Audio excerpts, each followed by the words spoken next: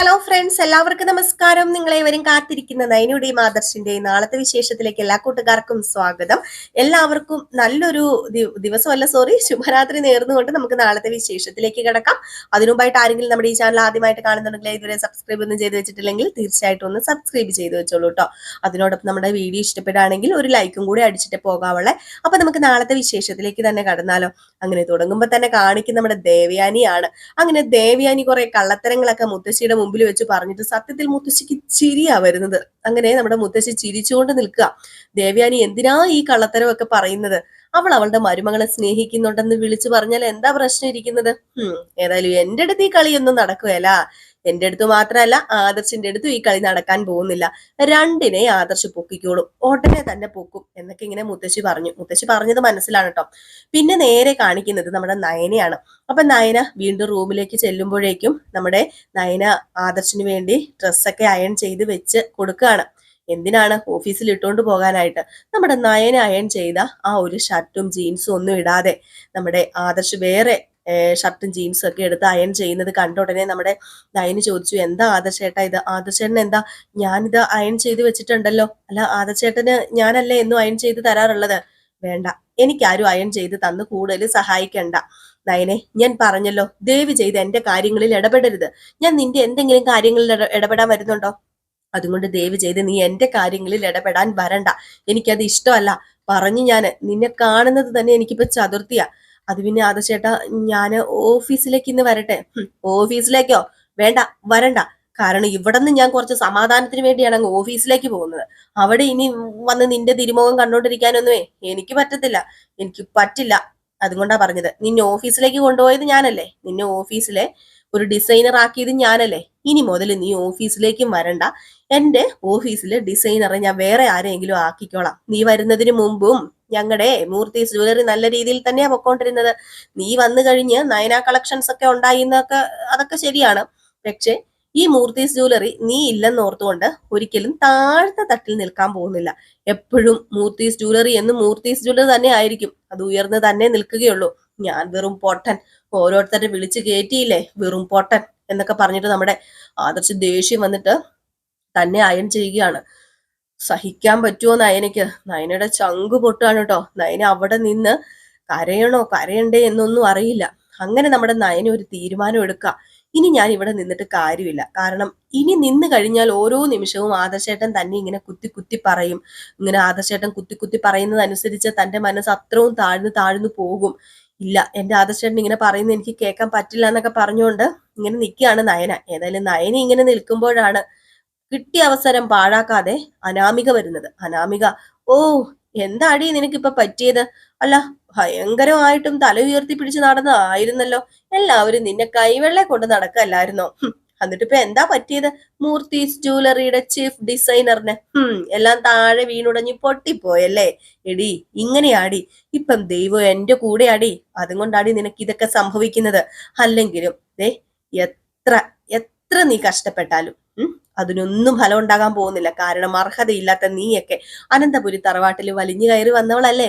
അതുകൊണ്ട് ആദർശേട്ടന്റെ മനസ്സിൽ എപ്പോഴും അത് കാണും. അർഹതയില്ലാത്ത നീ അത് അത് വലിഞ്ഞു കയറി വന്നതിനെ എടുത്ത് വലിച്ചെറിഞ്ഞു കളയാന്ന് വിചാരിച്ചു കാണും.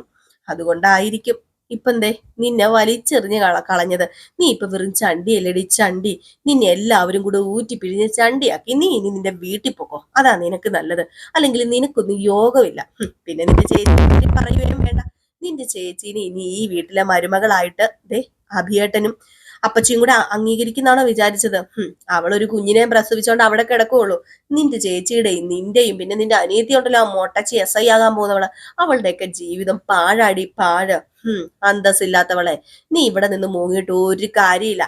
നാണം കെട്ടവളെ, ഇറങ്ങി പോടി എന്നൊക്കെ ഇങ്ങനെ പറഞ്ഞു കേട്ടോ. ഇത് കേട്ട് കഴിഞ്ഞപ്പോഴത്തേക്കും നമ്മുടെ നയനയ്ക്ക് വീണ്ടും സഹിക്കാൻ പറ്റുമോ? കാരണം ഇത്രയും ദിവസം താൻ അവിടെ നല്ല രീതിയിൽ തന്നെയാണ് നിന്നത്. മുത്തശ്ശനും മുത്തശ്ശിയും അതുപോലെ ഇളയച്ഛനും അച്ഛനും ആദർശവും ഒക്കെ സപ്പോർട്ടിനുണ്ടായിരുന്നു. പക്ഷെ ഇവരാരും സപ്പോർട്ടിന് ഇല്ലായിരുന്നുവെങ്കിൽ, നേരത്തെ അങ്ങനെ ആയിരുന്നുവെങ്കിൽ, അതായത് നമ്മുടെ നയന നേരത്തെ എങ്ങനെയാണോ ആദർശ് സ്നേഹിക്കാതെ വലിച്ചെറിഞ്ഞ് നടന്നിരുന്നതായിരുന്നല്ലോ, ആദർശിന് താല്പര്യം ഇല്ലായിരുന്നല്ലോ, അങ്ങനെ ആയിരുന്നുവെങ്കിൽ നമ്മുടെ നയനയ്ക്ക് കുഴപ്പമില്ലെന്ന്. പക്ഷെ ഇപ്പൊ ആദർശ് സ്നേഹിച്ചിട്ട് പെട്ടെന്ന് ഇങ്ങനെയൊക്കെ കാണിക്കുമ്പോഴത്തേക്കും അത് സഹിക്കാൻ നമ്മുടെ നയനിക്ക് പറ്റണില്ല കേട്ടോ.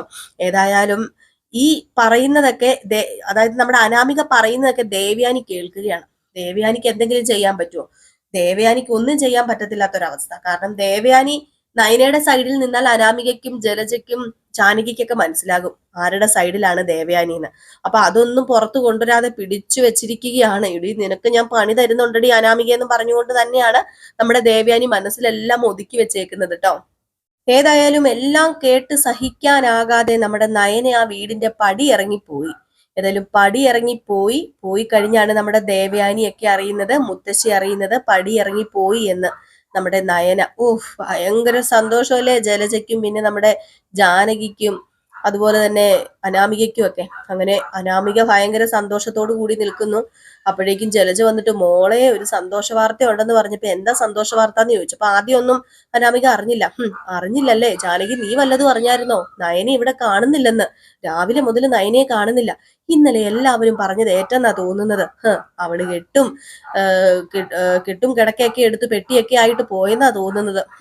ഇനി അവള് ഈ ഈ പരിസരത്തേക്ക് വരുമെന്ന് എനിക്ക് തോന്നുന്നില്ല. അതുപോലെയല്ലേ ആദർശ് അവളോട് പെരുമാറിയതൊക്കെ. അതുകൊണ്ട് ഇനി അവളെ പ്രതീക്ഷിക്കണ്ടെന്ന് പറഞ്ഞപ്പോഴത്തേക്കും അനാമികൻ പറഞ്ഞു, ഇനി പ്രതീക്ഷിക്കണ്ടെന്നൊന്നും പറയണ്ട അപ്പച്ചി. കാരണം അവള് എന്താ പറയാ, അറുത്തിട്ടിട്ടുണ്ടേ കൂട്ടി യോജിച്ച് നടക്കുന്നവളാ. അവൾക്ക് വേണമെങ്കിൽ ഇനി ഇങ്ങോട്ട് കയറി വരാനായിട്ട് പറ്റൂലോ. അതുകൊണ്ട് സൂക്ഷിച്ചോന്ന് പറഞ്ഞപ്പോ ജാനകിയും പറഞ്ഞു, ഹേ ഇല്ല, ഇവിടെ നിന്ന് ഇങ്ങനെ അവള് പിണങ്ങി ഇറങ്ങി പോയിട്ടൊന്നുമില്ല. അതുകൊണ്ട് അവൾ ഉറപ്പായിട്ടും ഇങ്ങോട്ടേക്ക് വരില്ല. അത് 100% ഉറപ്പ് തന്നെയാ. ഇനി നോക്കിക്കോ, ഇനി ഈ കുടുംബം എന്റെ മോള് ഭരിക്കും. ഇനി മോള് അനാമികെ, നീ ആയിരിക്കും ഇവിടുത്തെ രാജകുമാരി, നീ ആയിരിക്കും എല്ലാവരുടെയും കണ്ണിലുണ്ണി എന്നൊക്കെ പറയാ. ഇത് കേട്ടതും നമ്മുടെ അനാമികയ്ക്ക് അങ്ങോട്ട് ബോധിച്ചു കേട്ടോ. അനാമിക ഭയങ്കര സന്തോഷത്തിൽ ഇങ്ങനെ നിൽക്കുന്നു. ഇനി കൂടുതലുണ്ടോ നമ്മുടെ അനാമികയ്ക്ക് ബോധിക്കാനായിട്ട്. അങ്ങനെ അനാമിക നേരെ അനിയുടെ അടുത്തേക്ക് ചെന്നിട്ട്, അല്ല നീ അറിഞ്ഞില്ലേ നിന്റെ ഏടത്തിയുടെ കാര്യം? അറിഞ്ഞു കാണൂല്ലോ, മറ്റവള് വിളിച്ചു കാണൂല്ലോ. നിങ്ങളെല്ലാവരും അറിഞ്ഞുകൊണ്ടല്ലേ എല്ലാം നടക്കുന്നത്. നിന്റെ ഏടത്തിയെ ഇവിടെ നിന്ന് ഇറങ്ങി പോയിന്ന് അതറിഞ്ഞായിരുന്നോ? നിന്റെ നിന്റെ ഏടത്തിനെ വേണ്ടാന്ന്. ഇതൊക്കെ കേട്ട് കഴിഞ്ഞപ്പോഴത്തേക്ക് അനി ചോദിച്ചു, അല്ല ആര് പറഞ്ഞ ഏടത്തി ഇറങ്ങിപ്പോയെന്ന്? അതൊന്നും അറിഞ്ഞില്ലല്ലേ? നിന്റെ ഏടത്തി ഇറങ്ങിപ്പോയി, അതും ആരോടും പറയാതെ. എങ്ങനെ ഇറങ്ങി പോകാതിരിക്കും? അതുപോലെയല്ലേ ആദർശേട്ടൻ അവളോട് പെരുമാറിയത്. എന്താ എന്നും അവള് രാജകുമാരിനെ പോലെ ഇവിടെ വാഴുന്നാണോ അനി നീ വിചാരിച്ചത്? ഇല്ല, നടക്കാൻ പോകുന്നില്ല. ഇനി നിന്റെ സ്വപ്നവും നടക്കാൻ പോകുന്നില്ല. ഇനി ആ നന്ദുവിനെ ഒരിക്കലും അവരിങ്ങോട്ടേക്ക് വിടത്തില്ല. പിന്നെ നിന്റെ സ്വപ്നം എങ്ങനെ നടക്കാനാണ്? അവളെയോ ഇവിടുന്ന് പടി ഇറങ്ങിപ്പോയി, അവള് ജീവനും കൊണ്ട് ഓടിയതാ. ഇനി നന്ദു ഇങ്ങോട്ടേക്ക് വരാനും പോകുന്നില്ല. ഇനി നോക്കിക്കോടാ, എന്റെ ഭരണമായിരിക്കും എന്നൊക്കെ ഇങ്ങനെ പറയാ. ഇത് കേട്ടപ്പോഴത്തേക്ക് നമ്മുടെ അനിക്കും എന്തോ പോലെ ആയിട്ടോ. അനി ഇത് കേട്ടിട്ട് ഭയങ്കര വിഷമത്തോടു കൂടി നേരെ ചെല്ലുകയാണ് ആദർശിന്റെ അടുത്തേക്ക്. ഇതെന്താ ആദർശേട്ടാ, ഞാൻ കേൾക്കുന്നതൊക്കെ സത്യമാണോന്ന്? അപ്പം ആദർശ് പറഞ്ഞു, എനിക്കറിയില്ല ഇവിടെ നടക്കുന്നൊന്നും, എന്നോടൊന്നും ചോദിക്കണ്ട. അല്ല ആദർശേട്ടൻ എന്താ ഇങ്ങനെ? ആദർശേട്ടനെ കണ്ടുപഠിക്കണമെന്ന് ഞങ്ങളോട് എല്ലാവരും പറഞ്ഞു തന്നിരിക്കുന്നത്. ആദർശേട്ടൻ ഇങ്ങനെ തുടങ്ങി കഴിഞ്ഞിട്ടുണ്ടെങ്കിൽ പിന്നെ എങ്ങനെയും ശരിയാവുന്നത്? അതും നയനെടുത്തി പാവമല്ലേ ആദർശേട്ടാ? ആദർശേട്ടൻ അറിയില്ലേ നയനെടുത്തിനെ കുറിച്ച്? പിന്നെ എന്തിനാ ആദർശേട്ടൻ നയനെടുത്തിയോട് ഇങ്ങനെയൊക്കെ പെരുമാറിയത്? ആദർശേട്ടൻ നയനെടുത്തി എന്തെങ്കിലും തെറ്റ് ചെയ്തെങ്കിൽ അതങ്ങ് പൊറുക്കാന്നുള്ളതല്ലേ ഉള്ളൂ. അത് മാത്രമല്ല, ആദർശേട്ടൻ ഒന്ന് ആലോചിച്ച് നോക്ക്. ആദർശേട്ടന്റെ അമ്മയും നയനടുത്തിയും ഒന്നിച്ചു. അതിന് നമ്മൾ സന്തോഷിക്കുകയല്ലേ ചെയ്യേണ്ടത്? എല്ലാവരും ആഗ്രഹിച്ച കാര്യമല്ലേ? ആഗ്രഹിച്ച കാര്യം അത് ഞാൻ ആഗ്രഹിച്ചതായിരുന്നു. അത് അവളുടെ നാവിൽ നിന്ന് കേൾക്കണമെന്നാണ് ഞാൻ ആഗ്രഹിച്ചത്. എന്നിട്ട് അവൾ അത് മറച്ചു വെച്ചുകൊണ്ട് നടന്നില്ലേ, എന്നോട് വിശ്വാസവഞ്ചന ചെയ്തില്ലേ? അതുകൊണ്ട് തന്നെയാടാ ഞാൻ അവളോട് മിണ്ടാതെയും പിറക്കാതെയും ഒക്കെ നടന്നത്. അതൊന്നും മനസ്സിലാക്കാൻ നിനക്ക് പറ്റില്ല. കാരണം നിനക്ക് ഇപ്പോഴും എന്നെ കൊണ്ടൊന്നും പറയിപ്പിക്കരുത് നീ, എന്റെ സകല നിയന്ത്രണവും വിട്ടിരിക്കാന്ന് പറഞ്ഞു. ഏതായാലും ഈ സമയത്ത് നമ്മുടെ ദേവയാനി ഭയങ്കര പേടിച്ചു വിറച്ചിങ്ങനെ നിൽക്കുകയാണ്. നമ്മുടെ ദേവയാനി ആണെങ്കിൽ വല്ലാത്തൊരു സിറ്റുവേഷനിൽ. പിന്നെ കാണിക്കുന്നത് നമ്മുടെ നന്ദാവനമാണ് കേട്ടോ. അപ്പൊ നന്ദാവനത്തിലേക്ക് നമ്മുടെ നയന കയറി ചെല്ലുകയാണ്. നയന ബാഗൊക്കെ ആയിട്ടാട്ടോ കയറി ചെല്ലുന്നത്. അപ്പൊ കയറി ചെന്ന ഉടനെ തന്നെ, ഇതെന്തു പറ്റി നയന മോളെ, നീ ഓട്ടോറിക്ഷയിൽ വന്നത്? സാധാരണ നീ ഒന്നെങ്കിൽ നിന്റെ അമ്മായിയമ്മയുടെ കാറിൽ അല്ലെങ്കിൽ നിന്റെ കെട്ടിയവന്റെ കാറിലല്ലേ വരുന്നത്. എന്താ പറ്റിയത്? അത് പിന്നെ അപ്പോഴത്തേക്ക് ഗോവിന്ദൻ വന്ന ഉടനെ നയനയുടെ കണ്ണൊക്കെ നിറഞ്ഞൊഴുകി. അങ്ങനെ നമ്മുടെ നയന പറയാ, അത് പിന്നെ ഞാൻ എന്തിനാ അച്ഛാ അവിടെ നിൽക്കുന്നത്? ഇല്ല, ഞാൻ നിൽക്കില്ല. ആർക്കും ഒരു ശല്യമായിട്ട് ഞാൻ അവിടെ നിൽക്കുന്നില്ല. കാരണം ഇപ്പൊ ആദർശേട്ടൻ വാ തുറക്കുന്നത് എന്നെ പഴി ചാരാനും കുറ്റപ്പെടുത്താനും വേണ്ടി മാത്രമാ. ഞാൻ കൺമുമ്പിൽ വരുന്നത് കാണുന്നത് പോലും ഇഷ്ടമല്ലെന്ന ആദർശേട്ടൻ പറയുന്നത്. പോട്ടെ, എന്നോട് പറയുന്നത് എന്താണെന്നോ, ഓഫീസിൽ പോലും ചെല്ലണ്ടെന്ന്, അവിടുത്തെ പോലും സ്ഥാനം എന്റെ ഇപ്പം മാറ്റിവെച്ചിരിക്കുക ആദർശേട്ടൻ. അപ്പൊ പിന്നെ ഞാൻ എന്താ ചെയ്യേണ്ടത്? ആദർശേട്ടന്റെ അവഗണന സഹിച്ച് എനിക്ക് അവിടെ നിൽക്കാൻ പറ്റില്ല. അത്രമാത്രം ഞാൻ പിടിച്ചു നിന്നു. ഇനി എനിക്ക് എന്നെ കൊണ്ടാവില്ല അച്ഛാ എന്ന് പറയുന്നു. ഇത് കേട്ടതും ഗോവിന്ദൻ, എന്താ നിങ്ങൾക്കിടയിലുള്ള പ്രശ്നം? അല്ല മോള് സത്യങ്ങളൊക്കെ തുറന്ന് പറഞ്ഞോ? അത് പിന്നെ അതൊന്ന് പറയാൻ സമ്മതിക്കണ്ടേ? എന്നെ ഒന്ന് സംസാരിക്കാൻ സമ്മതിക്കണ്ടേ? ഒന്നിനും അനുവദിക്കില്ല. എനിക്ക് മുഖം തരാതെ ഇങ്ങനെ നടക്കുന്നിടത്ത് ഞാൻ എന്തിനാ അവിടെ നിൽക്കുന്നത്? അതുകൊണ്ട് തന്നെ ഞാൻ ഇങ്ങോട്ടേക്ക് പോകുന്നത്. ജീവിതം എവിടെ എത്തിത്തീരും എന്താവുന്നൊന്നും അറിയാതെയാണല്ലോ ഞാൻ ആ വിവാഹം കഴിച്ചത്. കുറച്ചു നാളത്തേന് എനിക്ക് ഈശ്വരൻ സന്തോഷം തന്നു. ഇനി ഈ നയനെ അങ്ങനെ സന്തോഷിക്കണ്ട എന്ന് ഈശ്വരൻ കരുതി കാണും. അതായിരിക്കും എനിക്ക് ഇത്ര സങ്കടമൊക്കെ എന്നൊക്കെ പറഞ്ഞിട്ട് അങ്ങ് അകത്തേക്ക് കയറി പോവുക. നമ്മുടെ കനകയും ഗോവിന്ദനും ഭയങ്കര വിഷമമാണ് കേട്ടോ. ഏതായാലും ഒരു ഒരു മകളുടെ സന്തോഷം കാണുമ്പോൾ മറ്റു മകളുടെ സങ്കടം കാണേണ്ട ഒരു അവസ്ഥയാണ് ഇപ്പൊ ഗോവിന്ദനും അതുപോലെ നമ്മുടെ കനകയ്ക്കും വരുന്നത്. ഈ സമയത്തായിക്കോട്ടെ ജലജയ്ക്ക് ഭയങ്കര സന്തോഷം. ജലജ പോവുകയാണെങ്കിൽ അഭിയോട് കാര്യങ്ങളൊക്കെ പറഞ്ഞപ്പോ അഭി പറഞ്ഞു, കൂടുതൽ സന്തോഷിക്കൊന്നും വേണ്ട അമ്മ, കാരണം ഒരു കാര്യമുണ്ട്, മിക്കവാറും ഈ പോയവൾ അതേപടി തന്നെ തിരിച്ചു വരും, പിന്നെ എന്തിനാ സന്തോഷിക്കുന്നത്? അപ്പം പറഞ്ഞു, ഇതങ്ങനെയൊന്നും അല്ല, എല്ലാ പ്രാവശ്യവും അവള് പോകുന്നതേ ഇവിടെ ആദർശനോട് സമ്മതമൊക്കെ ചോദിച്ചിട്ടാണല്ലോ.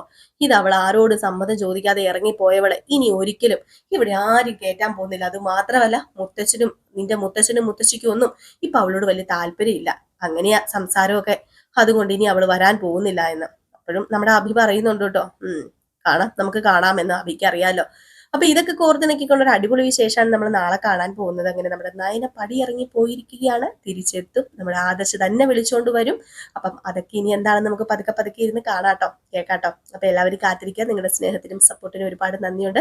വീണ്ടും നിങ്ങളുടെ സ്നേഹവും സപ്പോർട്ടും ഒക്കെ പ്രതീക്ഷിച്ചുകൊണ്ട് നിർത്തുകയാണ്. പിന്നെ നമ്മൾ ഇന്ന് നമ്മുടെ ഫുൾ വിശേഷം അല്ല, പ്രമോ വിശേഷം രേവതിയുടെ സച്ചിരി ഇട്ടിരുന്നില്ല. അത് വേറെ ഒന്നും കൊണ്ടും അല്ല, നമ്മൾ ഇന്നലെ നെക്സ്റ്റ് വീക്ക് പ്രമോ ഇട്ടിരുന്നു കേട്ടോ. അപ്പം അതിൽ ആടാണ് നമ്മുടെ നാളത്തെ വിശേഷം. അപ്പൊ അതുകൊണ്ടാണ് കേട്ടോ ഞാൻ വിശേഷം ഇടാതിരുന്നത്. അപ്പൊ എല്ലാവരും കാത്തിരിക്കുക. അപ്പൊ അടുത്ത വിശേഷവുമായിട്ട് കാണാവേ. Tata, bye bye. ലൈക്ക്